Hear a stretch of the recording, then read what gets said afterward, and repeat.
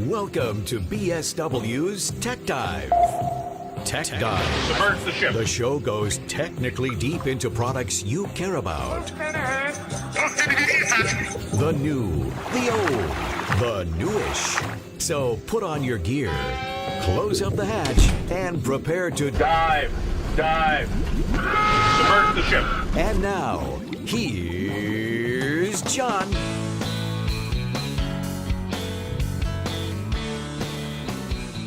Welcome to this edition of BSW Tech Dive. I am John Lynch, Director of Business Development here at BSWUSA.com, Broadcast Supply Worldwide. And on this edition of Tech Dive, which is produced with the services of HDV Mixer and AirLink, which are available exclusively from BSWUSA.com, we welcome Chris Crump, who is the Director of Sales and Marketing for Comrex Corporation, and we're talking today Bric-Link. No, we're not talking Bric-Link. No, we're not talking Bric-Link 2. This is Bricklink 3, new and improved.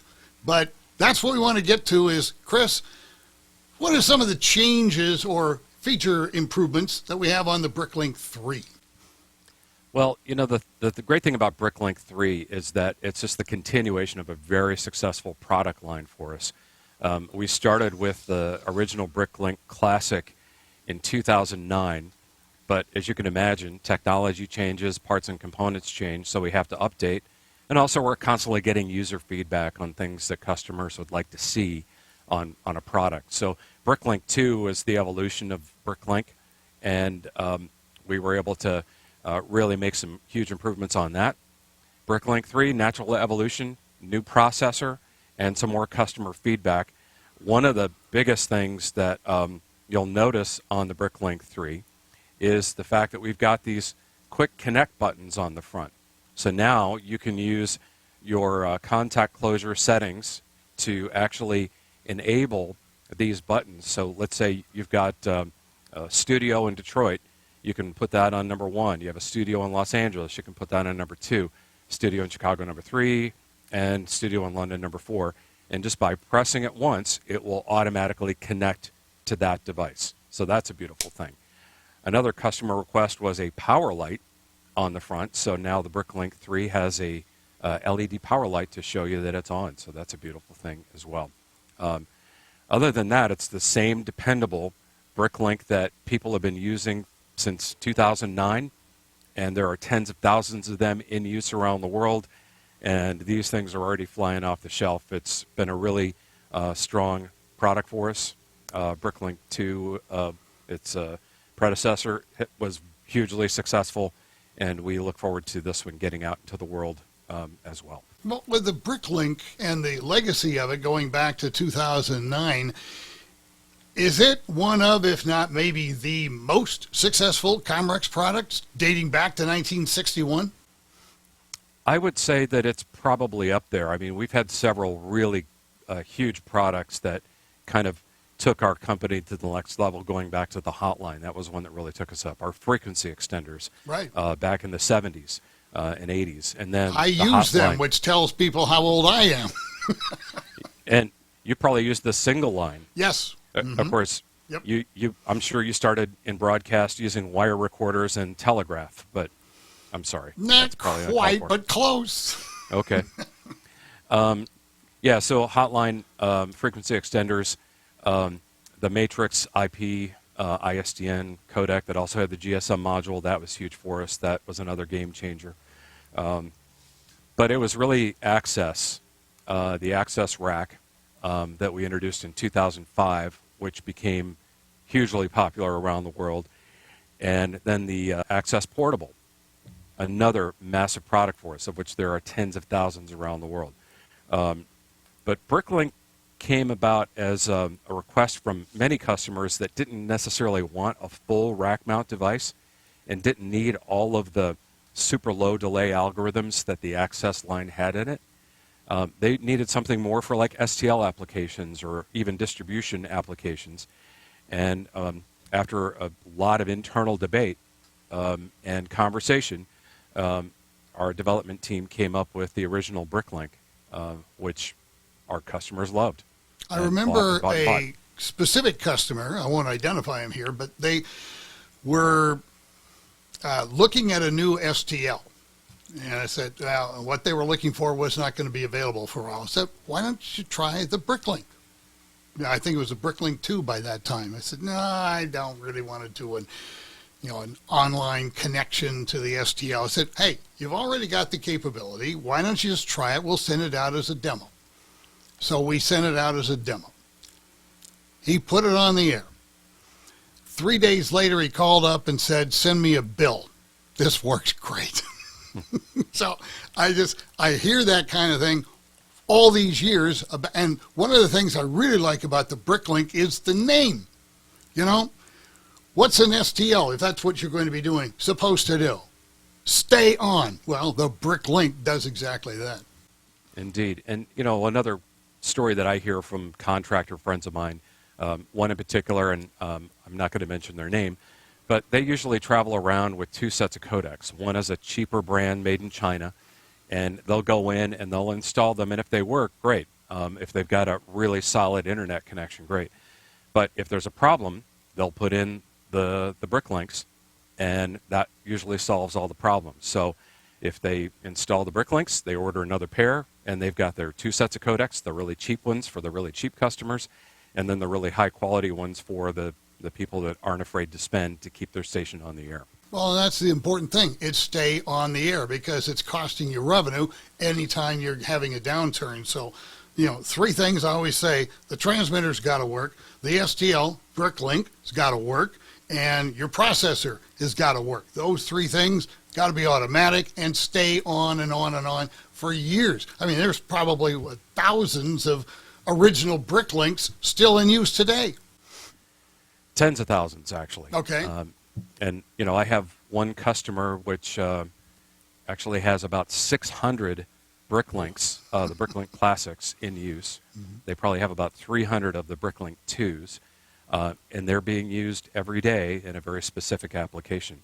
And it's not just studio to transmitter, it's studio to studio. I have people using them as satellite replacement, so maybe they have to create an ad hoc network where they have a morning show or a program that they want to feed to a bunch of affiliates.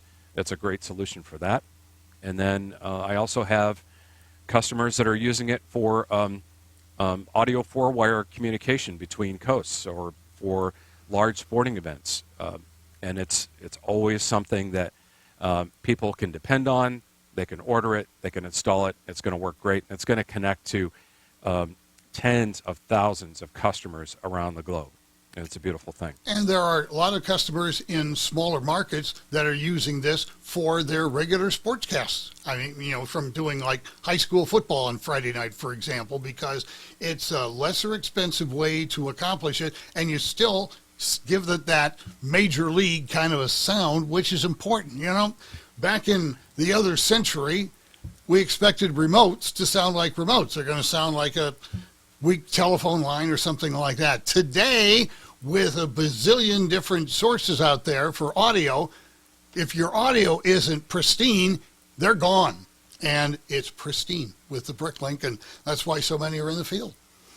And, you know, I know that this is about the Bric-Link 3, but I would be remiss if I didn't say that for really solid remotes, the all-in-one access and exportable is a great solution because it's got built-in mic pre's, it's a built-in mixer, it's everything you need to connect back to the studio.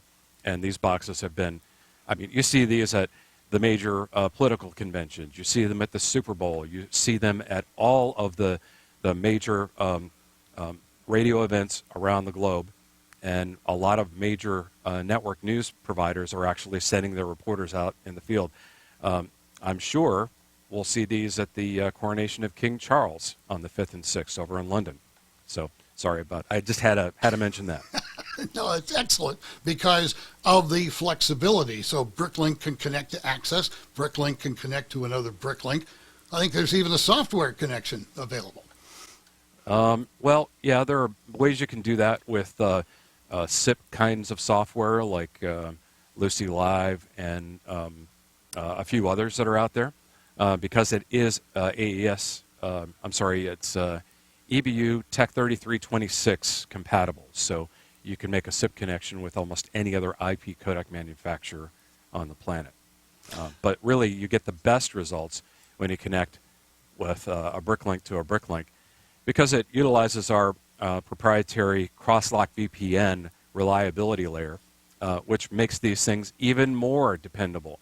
A lot of people really depend on cross-lock to make sure that their connections are solid, because it's applying a bunch of error protection, correction techniques. It's actually able to load balance between multiple data networks.